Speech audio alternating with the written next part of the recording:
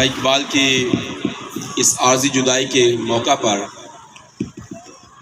हम खुदावंद की शुक्रगुजारी करते हैं और हमारा ईमान है कि अबदियत में हम दोबारा भाई से मुलाकात करेंगे। आमीन।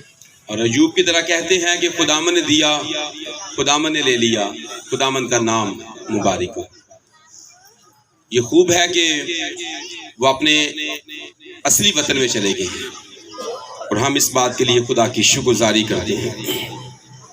मुकद्दस कलाम में से वाइस उसका 7वां बाब और उसकी पहली आयत मुकद्दसा से, वाइस उसका बाब 7 है, उसकी पहली आयत से लिखा है, नेक नामी बेश बहा इतर से बेहतर है और मरने का दिन पैदा होने के दिन से, मातम के घर में जाना ज़ियाफत के घर में दाखिल होने से बेहतर है, क्योंकि सब लोगों का अंजाम यही है और जो जिंदा है अपने दिल में इस पर सोचेगा। गमगीनी हंसी से बेहतर है, क्योंकि चेहरा की उदासी से दिल सुधर जाता है। दिना का दिल मातम के घर में है, लेकिन अहमक का जी इशरत खाना से लगा है। कलाम खुदा का पढ़ा और सुना जाना हम सबों की बरकत और तसल्ली का बायस हो। आमीन। मसीही ईमान में या मसीही दीन के अंदर या मसीही अकीदे के अंदर मौत का जो तस्वर है, आज इस पर हम बात करेंगे। दुनिया में बहुत सारे मज़ाहिब, बहुत सारे अकायद हैं, बहुत सारी तालीमात हैं और हर शख्स और हर मजहब और दीन की तालीम जो है वो मुख्तलिफ है। कुछ लोग ये सोचते हैं कि 7 जन्म है और फिर एक जन्म के बाद फिर दूसरा जन्म आता है। कुछ लोग ये सोचते हैं कि मरने के बाद नेकी और बदी का हिसाब होगा, तराजू है, नेकी वाला पलड़ा भारी हो गया तो आराम की जगह पर जन्नत में, अगर नेकी वाला पलड़ा भारी ना हुआ तो फिर दोज़ख के अंदर। लेकिन हमारे पास जो आज खास मौका है समझने और सीखने के लिए कि मसीहत के अंदर मसीह तालीम बाइबल मुक़द्दस जो हमें बताती है कि मौत किस तरह से इंसान पर लागू हुई है, यहां से हम शुरू कर रहे हैं।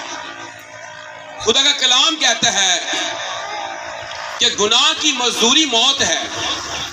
बागी अदन में हमारे जद अमजद आदम और हवा को यही हुक्म दिया गया कि तूने बाग के सारे दरख्तों का फल बेरोक तो खाना है, लेकिन जो बीच में दरख्त है उसका नहीं खाना। जिस रोज तूने खाया तू मरा। यूं खुदा के कलाम की हुक्म अदूली हुई और रोमे के खात में पालूस से लिखता है कि एक आदमी के सबब से गुनाह दुनिया में आया और गुनाह के सबब से मौत आई और यूं मौत सब आदमी में फैल गई, इसलिए कि सब ने गुनाह किया। आदमियों का एक बार मरना और उसके बाद अदालत का होना भी मुकर्रर हो चुका है। यह कलाम की तालीम है। जो जान गुनाह करेगी वो मरेगी। ये मौत की बात कर रहे हैं कि मौत आई कैसे है। गुनाह की मजदूरी मौत है, जो जान गुनाह करेगी वो मरेगी। और कलाम फरमाता है कि मरना तो सब नहीं है, पर वो कहता है कि शरीर के मरने में मुझे कुछ खुशी नहीं है। जो शख्स 100 साल का भी जीता रहे लेकिन बिल आखिर वो गुनाह की हालत में मर जाए, तो खुदा फरमाता है अपने कलाम में हिजकिय्याह के सीफा में, मुझे उसके मरने में कुछ खुशी नहीं है। मसीह अकीदे के मुताबिक जब हम रसूलों का अकीदा पढ़ते हैं, उसमें भी मसीहों के लिए मरने और फिर जिस्म के जी उठने और फिर हमेशा की जिंदगी की बात हम करते हैं। ये हमारा अकीदा है, ये हमारा कलमा है, इस पर हम यकीन रखते हैं। हर इबादत के अंदर रसूलों का अकीदा पढ़ा जाता है, किताबों में मौजूद है, हमारी दुआओं के अंदर ये मौजूद है। लेकिन जब हमारे यहाँ किसी की वफात होती है, कोई मर जाता है, उसके बारे में हमारे तस्वर फिर दुनियादारी वाले बन जाते हैं, तुहम परस्ती वाले बन जाते हैं। दूसरे अकायद और मज़ाहिब और दीन को हम अपने अकीदे और दीन और मजहब के अंदर ले आते हैं। हमारे यहाँ मसीह अकीदा के मुताबिक जो मौत है ज़बूर 90 में कहता है ये एक नींद की झपकी की तरह है। हमारे यहाँ मरने को नींद की झपकी कहा गया है। वाइस कहता है कि खाक से मिल जाना ये मौत है। जुदाई ये मौत के तस्वरात के अंदर है। बहुत सारी बातें इसमें की जा सकती हैं, लेकिन चंद बातें हम करेंगे। जैसे रात का एक पहर जो गुजर गया, इसे भी मौत के साथ मुशाहबत दी गई है। सुबह को उगने वाली घास की तरह है, अभी है अभी नहीं है, अभी नजर आए लेकिन पल में ही वो खत्म हो गए। ये यकूब अपने खात में लिखता है। मौत एक नींद की तरह है। मसीह यीशु ने जब जमीनी खिदमत की, उसने इस बात को वाज़े कर दिया कि हमारे तालीम के अंदर, हमारे ईमान के अंदर मौत को एक दरवाजे के तौर पर कहा गया है, मौत को इंतकाल के तौर पर कहा गया है, मौत को एक वतन से दूसरे वतन में जाने को कहा गया है। हमारे यहाँ खात्मा नहीं है कि खत्म हो गया बंदा। तो वो कहता है जब यार की बेटी जो इबादत खाना का सरदार था उसकी वफात होती है, यीशु ने इस भेद को खोल के बयान किया। कहा कि ये लड़की मरी नहीं है, क्योंकि उसके पेरेंट्स अजीज रो रहे थे। यीशु ने कहा ये मरी नहीं है, ये सो रही है। ये पहला मौका था जब वहां के लोग जो यहूदी थे वो इस बात पर हंसे कि मौत के बारे में पहले हमने कभी ये अल्फाज नहीं सुने, लेकिन आज एक शख्स नई तालीम दे रहा है कि ये मरी नहीं है, ये सो रही है। ये मेरे और आपके अकीदे के अंदर मौजूद है। जब लाजर उसका अजीज दोस्त बैतनिया के अंदर इस फैमिली के साथ यीशु की वालाना मोहब्बत थी, लाजर, मरियम और मार्था, इसकी खबर यीशु को मिली ये बीमार है, मरने के करीब है। यीशु और ठहर गया। जब इसकी वफात हो जाती है तो यीशु मसीह कहते हैं यूहन्ना की इंजील के 11वें बाब में, अगर इसको पढ़ दे तो और बात है, याद भाई पढ़ने में मदद करेंगे। यूहन्ना की इंजील जल्दी से निकाल लीजिएगा, उसका 11वां बाब, और आपने यहां से पढ़ना है 12वीं आयत से। हाँ जी। बस शागिर्दों ने उससे कहा जी, 11वीं आयत से 11 उसने ये बातें कही और इसके बाद उनसे कहने लगा कि हमारा दोस्त लाजर क्या हो गया है? सो गया है। शागिर्दों ने कहा यीशु सो गया तो जी जाग जाएगा। फिर यीशु ने कहा कि मैं उसकी अबदी नींद की बात कर रहा हूं। तुम आराम वाली नींद की बात कर रहे हो, लेकिन मैं अबदी नींद की बात कर रहा हूं, और ये मौत है। रसूल के अमाल में 13वें बाब की 36 आयत में लिखा है, दाऊद खुदा की मर्जी के ताबे रहकर सो गया, यानी उसकी वफात हो गई।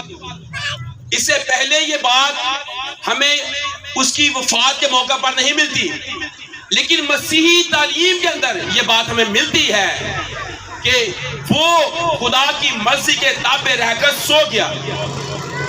इसलिए जब हम तस्लीकियों के खात में आते हैं, पहले तस्लीकियों उसका 4 बाब उसकी 13वीं है, तो पौलुस रसूल इसको और वाज़े करता है। ऐ भाइयों हम नहीं चाहते कि जो सोते हैं ये नहीं कहा गया कि जो मर गए हैं। ये मसीह तालीम है। जो सोते हैं, उन यार की बेटी सोती है, लाजर सोता है, दाऊद खुदा की मर्जी के ताबे रहकर सो गया। और जहां पर पौलुस तस्लीकियों के खात में लिखता है, ऐ भाइयों हम नहीं चाहते कि जो सोते हैं उनकी बाबत तुम ना वाकिफ रहो। खुदा का कलाम बताता है हमारे पास जिंदा उम्मीद मौजूद है।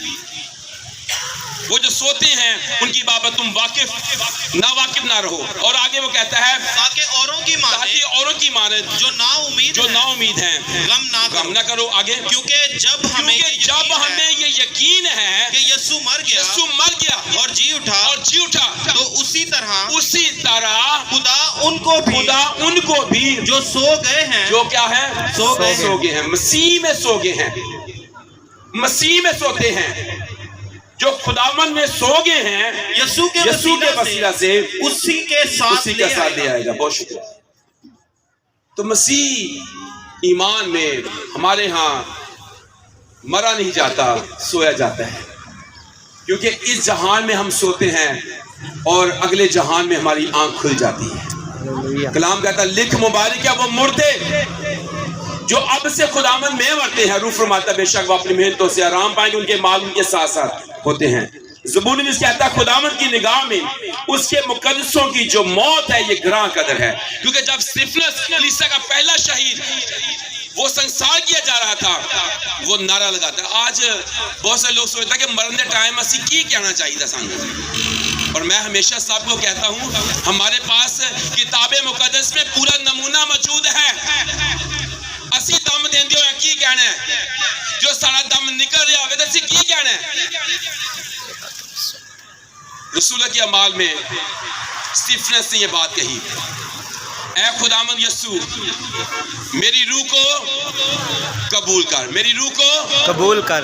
और हम कहते नहीं है, हम कहते हैं बंदा मर गया पर गल्ला करता करता मर गया। नहीं, हमारे यहाँ भी ये बात है कि जब वो दम दे, जब वो अपने दम छोड़ दे तो वो अपनी रूहों के मालिक, रूहों का खुदा जो है उसके सुपुर्द कर दे। क्योंकि कलाम कहता है कि खाक से जा मिले और रूह खुदा के पास जहां से आई है वापस जाए। इसलिए अब जब आपको पता हो कि आपकी मौत का दिन करीब आ गया है तो आपने स्तिफनस की तरह जो शहीद है पहला कलीसिया का, उसकी तरह कहना है खुदावंद यीशु मेरी रूह को कबूल कर। हम कहते सन पता नहीं लगा कि दो बंदा मर गया, सुता ही मर गया, उन नसीब ही नहीं है कहना कुछ नहीं, मरते वक्त कहें। बल्कि यहूदियों में तो ये बात थी कि वो हर रात सोने से पहले दुआ में ये कहते थे कि मैं अपनी रूह तेरे हाथों में सौंपता हूँ। यीशु ने जब सलीब पर जान दी उसने भी कहा ऐ बाप मैं अपनी रूह तेरे हाथों में सौंपता। सानू पता नहीं लगन दिया। जब यीशु कहता है कि मैं अपनी रूह तेरे हाथों में सौंपता हूं तो हम भी ये कहें मैं अपनी रूह तेरे हाथों में सौंपता हूं। ये मरने के वक्त के अल्फाज हैं जो हमें अदा करने की जरूरत है।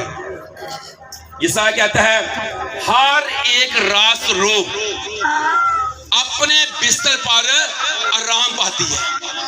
हम सोचते हैं कि अब हम यहां से जाएंगे तो आगे पता नहीं की बनना में, शायद इतने भी दुख तो उत्थे भी दुख। ये उनके लिए है, इतने भी दुख तो उत्थे भी दुख जिन्होंने इतने भी यीशु ने नहीं मनिया थे कि यीशु ने कोई मकान ही तैयार नहीं किया। जो यहाँ पर यीशु के हैं उनके लिए कहा गया है मैं तुम्हारे लिए जगह तैयार की है, मैं तुम्हारे लिए मकान तैयार किए हैं, मेरे बाप के घर में बहुत से मकान हैं, अगर ना होते मैं तुमसे कह देता। अब मैं जाता हूं ताकि तुम्हारे लिए जगह तैयार करूं और फिर तुम्हें भी अपने साथ ले लूंगा ताकि जहां मैं हूं वहां तुम भी हो। इसलिए कलाम खुदा फरमाता है सादक मरने पर भी उम्मीदवार है, पर शरीर की जो तवक्को है वो खाक में मिल जाती है। ईमानदार शख्स के पास, मसीह के खून के पास, मसीह के फॉलोवर के पास, मसीह का पैरोकार हो और वो नाउमीद हो मरने पर, ऐसा हरगिज़ नहीं है। वो मौत की मौत आंखों में आंखें डालकर कहता है जीना मेरे लिए मसीह है और मरना नफे मौत से घबराता है। इसलिए कलीसिया के पहले जितने भी शहीद थे उन्होंने कड़ा में वो अपने आप को दे दिया, आने से चिरेंगे हर तरह की मौत में, हर तरह के हालात में वो मौत की आंखों में आंखें डालकर कहते रहे, क्योंकि उनका मसीहा भी इसी तरह का नारा बुलंद करता है मसीह में मरने वाले मसीह में जी उठेंगे। ये खुदा का कलाम कहता है कि जिस तरह से मसीह मर गया जी उठा, वो भी जो खुदावन में सो गए हैं वो जी उठेंगे। और आगे पढ़ेगा तस्वीर के खात में आगे पढ़ेगा 15वीं आयत। हाँ जी, क्योंकि चुनाचे हम तुमसे खुदावन के कलाम के मुताबिक कहते हैं कि हम जो जिंदा हैं, अगर मसीह आ गया है उसकी आमद हो गई है, और हम जो जिंदा हैं और खुदावन के आने तक बाकी रहेंगे, सोए हुओं से हर जो हमसे पहले रहलत करके, उनको कहा गया कि जो सो गए हैं, जैसे हमारा भाई इकबाल और हमसे पेशतर हमारी फैमिली मेंबर्स, क्रिश्चियन मेंबर्स जो मसीह पर ईमान रखकर मसीह में सो गए हैं, कलाम क्या कहता है? हरगिज़ आगे नहीं बढ़ेंगे, क्योंकि खुदावन खुद आसमान से ललकार, हाँ जी, और मकरूब फरिश्तों की आवाज खुदा के नरसिंगे के साथ उतर आएगा, और पहले तो वो जो मसीह में मुए जी उठेंगे, फिर हम जो जिंदा बाकी होंगे उनके साथ बादलों पर उठाए जाएंगे। बहुत शुक्रिया जी, बहुत शुक्रिया। हवा में मसीह का इस्तेमाल करने वाले लोग होंगे, जितने कब्रों के अंदर है, भाई पक्की बनाओ तो भाई कच्ची बनाओ, सारी कब्रें खुल जाएंगी। समंदर ने अपने अंदर के मुर्दे दे दिए, आलमे अरमान ने अपने अंदर के मुर्दे दे दिए अब्दी के लिए। तो फैशन बनना जा रहा है ना, ऊंची कबर, पक्की कबर, उधर तो फोटो वाली कबर, इससे कुछ फर्क नहीं पड़ने वाला। मसीह के आने पर आप कहां जाने वाले हैं, इससे फर्क पड़ने वाला है। लेकिन वाइस कहता है कि मरने का जो दिन है वो पैदा होने के दिन से बेहतर है। हम इससे बतेरे हैं जो अपना पैदाइश का दिन मनाते हैं, जन्मदिन मनाते हैं, हैप्पी बर्थडे करते हैं, बहुत जश्न होता है, लेकिन अपने मरने के दिन के बारे में वो कुछ नहीं जानते हैं। कलाम खुदा कहता है कि पैदा होने के दिन से मरने वाला दिन बेहतर है। भाई इकबाल की जिंदगी में यह दिन बेहतर आया जब उसने रिहाई पाई दुखों से, दुनिया के सफर को मुकम्मल किया, अपने आप को मसीह के लिए तैयार किया। पौलुस कहता है कि मेरा जी चाहता कि मसीह के पास जा रहा हूं, क्योंकि ये मेरे लिए बेहतर है। हम अभी तक बेहतर फैसला नहीं कर सके। हम दुनिया के बारे में सोचते हैं, यहाँ रहना चाहते हैं, इससे अपना वतन समझते हैं, लेकिन खुदा के लोग हमेशा ये कहते रहे कि ये जमीन मेरा हकीकी वतन नहीं है, हम जमीन पर परदेसी और मुसाफिर हैं। मेरे अजीज बहनों भाइयों, हम इस बात को सोच रहे हैं। अगर आप पहला ग्रंथियों उसका 15वां बाब पढ़ें तो वहां पर और बड़ी वाज़ेह बात है, उसकी 16वीं आयत से। हाँ जी। और अगर मुर्दे नहीं जी उठते जी तो मसीह भी नहीं जी उठा जी, और अगर मसीह नहीं जी उठा जी तो हमारा ईमान बेफायदा है जी। तुम अब तक अपने गुनाहों में गिरफ्तार हो। हाँ जी। बल्कि जो मसीह में सो गए हैं वो भी हलाक हुए। अगर हम सिर्फ इसी जिंदगी में मसीह में उम्मीद रखते हैं तो सब आदमियों से ज्यादा बदनसीब, सब आदमियों से ज्यादा क्या है? बदनसीब। बाज़ लोग सोचते हैं कि शायद जमीन उते खुदा ने अच्छा मकान देना है, बच्चे बहाने ने, बच्चा ने बच्चे बहाने ने, सुख दी रोटी है ना, बस ये ही जिंदगी है। बाज़ लोग ये सोचते हैं, दूसरे लोग भी ये सोचते होंगे, अकायद के लोग दूसरे सोचते होंगे, जैसे भी लोग सोचते हैं। हमारे यहाँ सिर्फ इस जिंदगी की उम्मीद ही नहीं है कि चंगा मकान, बच्चे, बच्चा दे बच्चे, अच्छा कारोबार, अच्छा लिबास। ये बरकत ईमानदार के लिए जमीन पर है। यीशु ने कहा अगर कोई मेरे पीछे चला है, अगर किसी ने मुझे फॉलो किया है और कोई मुझ पर ईमान लाया है, इस दुनिया में 100 गुना ये जो मकानों और औलाद वाली और पैसे वाली बरकत है, इसके बारे में कहा है कि 100 गुना इस दुनिया में, लेकिन फिर आने वाले आलम में हमेशा की जिंदगी उसे दूंगा। जिस्म के जी उठने और फिर हमेशा की जिंदगी की बात वो करता है। ये मेरे अकीदे का के अंदर है, ये मेरे ईमान का हिस्सा है। पौलुस कहता है कि अगर कोई ये तालीम देता है कि सिर्फ मसीह पर ईमान रखना इसी दुनिया के लिए है, इतने सुख से रहोगे, इतने गुनाह तो बचे रहोगे, शराब नहीं पीओगे, नशा नहीं करोगे, गाल नहीं करोगे, चोरी नहीं करोगे, सिर्फ इतनी तालीम मिलेगी। बल्कि अगर आप ये सब कुछ नहीं करेंगे, मसीह के पीछे चलेंगे, मसीह की तालीम को फॉलो करेंगे, आसमान पर भी एक और जिंदगी में आपको मौका मिलेगा। कलाम कहता है उस पर दूसरी मौत का कुछ असर नहीं है, कुछ अख्तियार नहीं है। और इसी खातिर में और उसी कामन आयत में कहता है, बल्कि 50 से पढ़िएगा, 15-50। ए भाइयों, मेरा मतलब ये है कि गोश्त और खून खुदा की बादशाही के वारिस नहीं हो सकता, और ना फना बका की वारिस हो सकती है। देखो मैं तुमसे भेद की बात हो रहा है जो मुझे और आज आपको भी देखने सुनने की जरूरत है। वो कहता है देखो मैं तुमसे भेद की बात कहता हूं, हम सब तो नहीं सोएंगे, हम सब नहीं सोएंगे, क्योंकि सब सोच रहे पर एकदम ही सारे मर जाने ने। कह रहा है कि हम सब नहीं सोएंगे, जब मसीह आने वाला है हम इस उम्मीद में है, हमारी उड़ीक ये है, हमारा इंतजार ये है, हमारा दुल्हा कलीसिया का दुल्हा आने वाला है और वो हमें लेकर जाने वाला है। जब हमारी उम्मीद ये है, कहता मैं तुमसे भेद की बात कहता हूं, हम सब तो नहीं सोएंगे मगर सब बदल जाएंगे, लेकिन ऐसा होगा हम सब बदल जाएंगे और ये एक दम में एक पल में पिछला नरसिंगा फूंकता ही होगा, क्योंकि नरसिंगा फूंका जाएगा और मुर्दे जितने कब्रों के अंदर है वो तमाम मुर्दे गैर फानी हालत में उठेंगे और हम बदल जाएंगे, और हम जो जिंदा बाकी होंगे हम बदल जाएंगे। हमें एक ऐसा बदल मिलेगा जो हवा में मसीह का इस्तेमाल कर सकेगा, हम बदल जाएंगे। क्योंकि जरूर है कि ये मेरा जिस्म जो फानी है, अगर तो ये खाक में जा मिली है तो वेल, लेकिन अगर नहीं भी तो खुदा का कलाम कहता है हम बदल जाएंगे। हमें एक ऐसा बदल मिलने वाला है जो आसमान पर उड़ सकेगा। और आगे क्या लिखा है, ये फानी जिस्म बका का जामा पहने और ये मरने वाला जिस्म हयाते अबदी का जामा पहने। और जब ये फानी जिस्म बका का जामा पहन चुका, गौर कीजिएगा, तो ये फानी जिस्म बका का जामा पहन चुकेगा तो ये मरने वाला जिस्म हयाते अबदी का जामा पहन चुकेगा, तो वो बहुत बुरा होगा जो लिखा है कि मौत फतह का लुकमा हो गई।